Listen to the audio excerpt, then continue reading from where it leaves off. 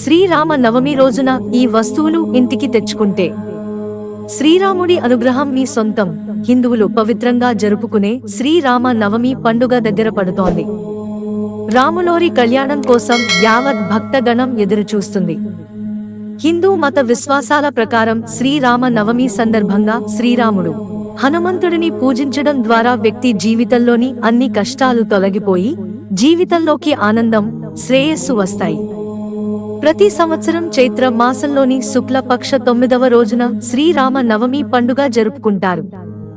ఈ సంవత్సరం శ్రీరామ నవమి ఏప్రిల్ 6న జరుపుకోనున్నారు.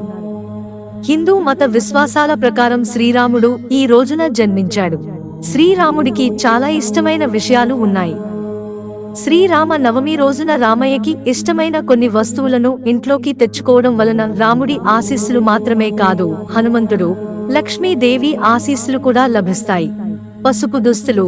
జ్యోతిష్య శాస్త్రం ప్రకారం శ్రీరామ నవమికి ముందు ఎవరైనా పసుపు వస్త్రం లేదా కొంత మొత్తంలో బంగారాన్ని ఇంటికి తీసుకురావడం శుభప్రదం అని నమ్మకం.